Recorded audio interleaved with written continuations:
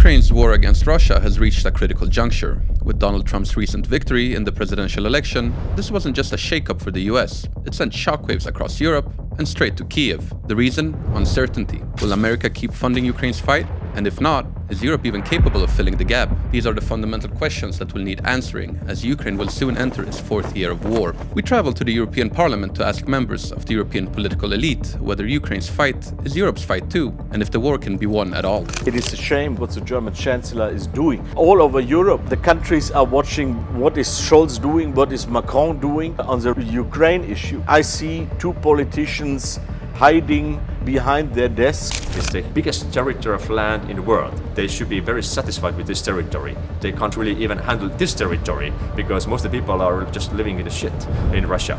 But they still want to have more. But before turning to the members of the European Parliament with our questions, we have to start with some context. Let's rewind. In February 2022, when Russia launched its full-scale invasion of Ukraine, almost everyone, including Putin himself, thought that it would be a quick and brutal war, a few days to take Kyiv, and then victory parades. But Ukraine didn't fall. Against all odds, they not only held to Kyiv after scoring key victories in Irpin and Moshchun, two northwestern suburbs of the Ukrainian capital city, but they also pushed back the Russian forces all the way to Belarus. In the autumn of 2022, the Ukrainian army managed to liberate the entirety of the Kharkiv region, giving breathing room to Ukraine's second largest city of Kharkiv, while also liberating half of the Kherson region, including the large port city of Kherson. In the end of 2022, it really looked like Ukraine could win the war. The following year, in 2023, Ukraine launched a summer offensive in the Zaporizhia region, hoping to be able to reach Crimea, but they were unable to break through what by then had become heavily fortified and very deep Russian defensive lines. This year, 2024, has been characterized by a slow but relentless Russian advance in the Donetsk region, with the Ukrainian stronghold of Avdiivka falling in February after an intense 4-month battle, opening the road for the Russians toward the Ukrainian logistics hub of Pokrovsk. So where are we right now? Well, truth to be told, Ukraine is currently on the back foot, desperately fighting for its survival as an independent state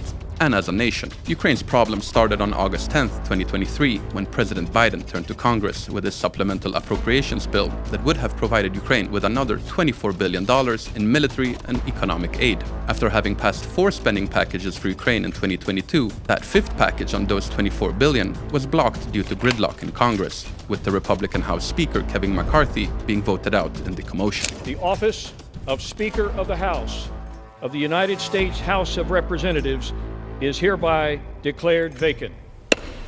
In the following months, US military aid for Ukraine withered out and died in December. It wasn't until 5 months later, at the end of April, that Congress, under the new Speaker, Mike Johnson, and with Donald Trump's support, finally passed the Ukraine supplemental. The weapons really started flowing again by the summer. For nearly half a year, Ukraine was left completely without American military aid, resulting in a shortage of artillery shells, forcing its troops to ration their fire to only 2,000 rounds per day, compared to an estimated 10,000 shells fired by Russia. With the growing uncertainty about future US weapon deliveries under Trump, the question is whether the EU can step in and fill the gap. We are making promises, for instance, in delivering ammunition for Ukraine, and we are not delivering because European Union is making the promises, but for the delivery, it is up to the member states to organize it. And that is, in my eyes, a terrible mistake.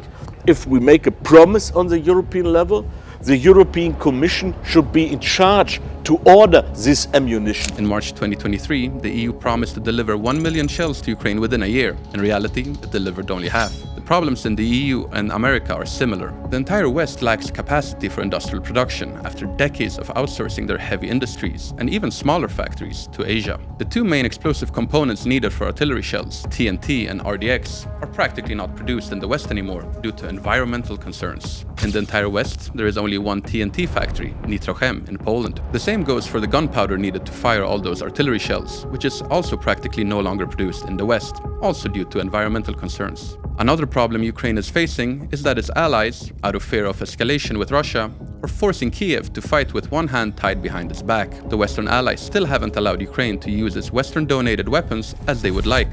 Why are we binding Ukraine with obligations like using our weapons only on their territory? So it's not against international law to use our weapons on Russian territory, because if we want that Ukraine is going to win this war, we have to give them the possibilities to hit military targets on Russian territory. Ukraine could theoretically use its American ATACMS ballistic missiles or British Storm Shadow cruise missiles to strike important military targets located 250 or even 300 kilometers into Russian territory, but they are held back by their Western allies. Germany, under Olaf Scholz, has refused to provide Ukraine with its Taurus cruise missile that could strike targets even 500 kilometers away. However, Germany will soon head to the polls, and it looks like the next chancellor will be from the CDU party, which has been much more vocal about the need for Berlin to send more weapons. We as a party, we have always been very outspoken on it. We were very outspoken on the delivery of tanks, of the Taurus system. Why should I have any doubts that if we come back in power, that we remain in this position? I think this position is key. And here lies a big part of the problem. The EU's two largest countries, which should serve as engines for European military aid to Ukraine, are reluctant to engage. It is a shame what the German Chancellor is doing, because all over Europe, the countries are watching what is Scholz doing, what is Macron doing on the Ukraine issue. They should be the driving force. They should be very clear, very outspoken, give orientation in this question. And I see two politicians hiding behind their desks. Sending aid to Ukraine is also made more difficult by the fact that there are some politicians in Europe who believe that Russian advances in Ukraine are not a strategic threat to the EU. Those politicians are really disattached from reality. They live in illusions in their comfort bubble. It's very comfortable to sit behind your comfortable desk and say, those are just isolated conflicts. No, everything is very much interconnected. While Ukraine's Western allies only send weapons half-heartedly to Ukraine and with restrictions on their use, Russia's allies provide Moscow with huge quantities of weapons, and in the case of North Korea, even regular soldiers to join the fight. We see the autocratic regimes are more and more engaging with each other. It's actually not just bilateral relations that are happening, it's a strategic partnerships. Russia, Iran, you name it. 7th of October attack by Hamas, it's not isolated conflict. Islamic Revolutionary Guards Corps as well, with its regime in Tehran. And we see all of that is shadowed by a way bigger player that is China. That is not maybe that visible at the first glance, but if you go into the details, you will see it's there. Ukrainian allies located near Russia, which know the Russian bear very well, send significantly more in aid to Ukraine in terms of GDP than countries further west do. Denmark, Estonia, Lithuania, Latvia, Finland, Sweden and Poland all send from around 1% to 2% of their GDP to Ukraine. In comparison, Germany and America send 0.4% and France just 0.3%. Why the difference? People from the Western countries can say that, it's not our problem, because they doesn't really feel direct effect. They have no memory, they have no experiences with the red soldiers who are your wives and your kids, or occupying your territories for decades, for half a century under Stalin. So they have no fear in the bones. Apart from being able to empathize with the Ukrainians due to their own experiences with the Russians, most people in Eastern Europe also believe that Russia's military ambitions aren't just confined to Ukraine. It has always been ambitious to restore the same influence what they had during the Cold War and historically on the 19th century. The problem is that we have a conflict of the interest, because it is not our interest that the Russian influence will be bigger in the world, because in this case we will be gone. The nations in the eastern part of the EU know that territorial expansion is the one constant in Russian history and an immense source of pride for the otherwise very impoverished Russian people. It's the biggest territory of land in the world. They should be very satisfied with this territory. They can't really even handle this territory, because most of the people are just living in the shit in Russia. But they still want to have more. With the growing uncertainty about continued US support, most politicians from NATO's eastern flank are convinced that it's up to the EU as a whole to step up and help Ukraine in its most difficult moment. It's in our vital interest in Central and Eastern Europe to contain Russian imperialism and to help Ukraine to survive. Russia must not win. Ukraine must not lose.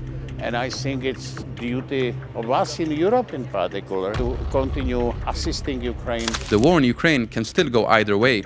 Much will depend on how much longer the Ukrainian people will be willing to fight and whether the West will be willing to make a long-term commitment. The new production lines for artillery shells and other important weapon factories in the West will start coming online in 2026 and 2027. The question is, though, whether there will be political will in the West to provide Ukraine with those weapons once they become available. The First World War lasted 4 years. The second, 6 years, and the 30-year war naturally lasted 30 years. Not every war can be a 6-day war like the one Israel fought in 1967. How long will Ukraine be willing to fight, and how long will the West be willing to support it? That remains to be seen. Some people are already tired. It's last for 2 years.